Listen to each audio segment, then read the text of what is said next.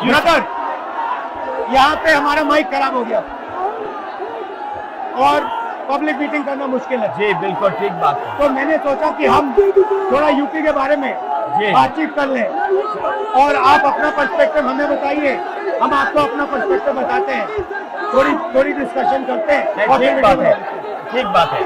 मैं समझता हूँ कि जब माइक खराब हो गया हम दोनों बात करेंगे, वो रिकॉर्ड होकर के जाएगी तो लोग बेहतर और अच्छा समझेंगे और अच्छा रिजल्ट आएगा। और क्योंकि सोशल मीडिया से वेल कनेक्टेड है तो सब लोगों को जानकारी मिल जाएगी कि हम और आप क्या बोल रहे हैं। यूपी जो 80 सीटें ले रहा है, इसमें 79 सीटें समाजवादी पार्टी, कांग्रेस, इंडिया गठबंधन जीत रहा है। एक जो क्यूटो है उसमें हम और आप लड़ाई में हैं। और इस बार क्यूटो नाम कैसे जापान वाला ही है? ये क्यूटो क्योंकि जो प्रधान सांसद हैं उन्हें सपना दिखाया था काशी के लोगों को कि दुनिया की सबसे बेहतर सिटी बनेगी क्यूटो। तो क्यूटो बनी नहीं बनी काशी के लोग ये तय करेंगे और फिर वोट डालेंगे। तो इस बार मन मर्जी नहीं चलनी है, मन की बात नहीं चलेगी, हमारे आपकी बात और 140 करोड़ लोगों की बात और संविधान की बात होगी।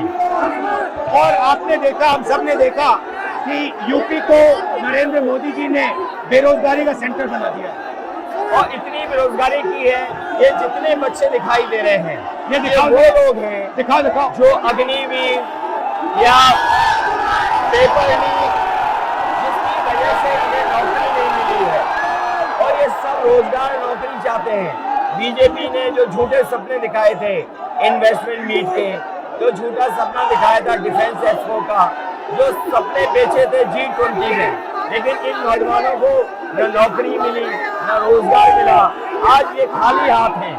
तो इसलिए हमें और आप मिल के जो आपने कहा, जो इंडिया गठबंधन कह रहा है कि 30 लाख बच्चों को नौकरी दी जाएगी, उस दिशा में हम लोग काम करेंगे। और पहली नौकरी पक्की स्कीम जिसके माध्यम से हर ग्रेजुएट को नौकरी का अधिकार, बेहतरीन ट्रेनिंग और बैंक अकाउंट में 1 लाख रुपए साल के। आपने नोट किया कि मोदी जी खटाखट बोलने शुरू कर दिए। ये आपके खटाखट के बाद वो रटारट खटाखट कर रहे हैं।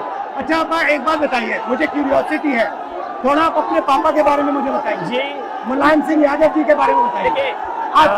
आपने उनसे क्या सीखा? नेताजी और उनके साथ के लोग बिल्कुल जमीनी राजनीति करते रहे। हालांकि नेताजी कुश्ती, पहलवान और गांव के थे। करते हो कुश्ती? नहीं, मैं कुश्ती नहीं कर पाया जीवन में, क्योंकि मैं मिलिट्री स्कूल में चला गया तो कुश्ती नहीं कर पाया। लेकिन नेताजी इसीलिए धरती पुत्र बोले गए कि वो जमीन की बात को समझते थे। धरती पर जो लोग हैं उनकी क्या भावना है उसको लेकर के वो आगे बढ़ाना चाहते थे।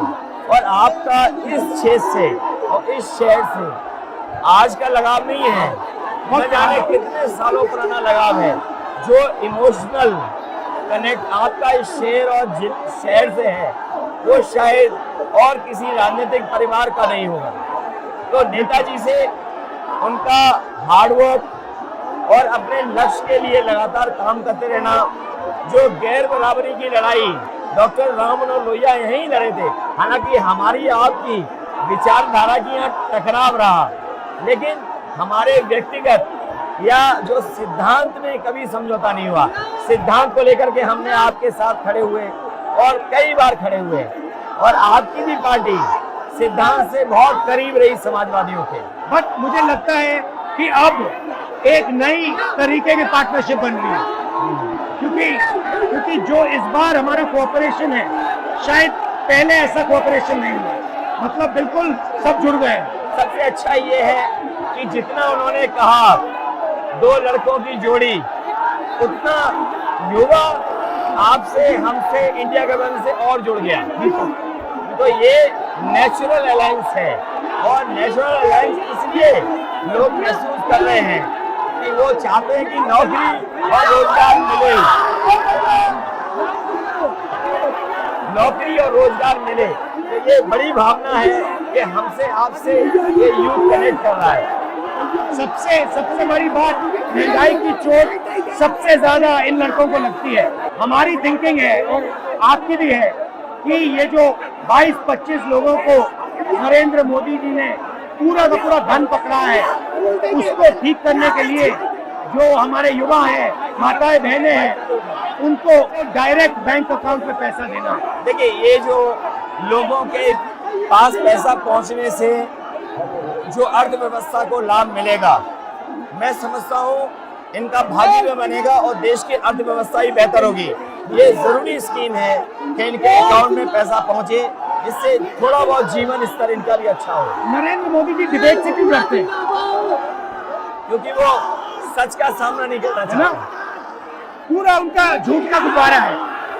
वो बीजेपी और बीजेपी के लोग मन मर्जी से चलते हैं, अपनी मर्जी से चलते हैं और उनको लगता है कि डिस्कशन की कोई जरूरत नहीं है, क्योंकि वो सब कुछ जानते हैं। डेमोक्रेसी में जितना डिस्कशन होगा, जितने विचार एक दूसरे को हम सुनेंगे और एक दूसरे पे भरोसा करेंगे, उतना हमारा लोकतंत्र मजबूत होगा।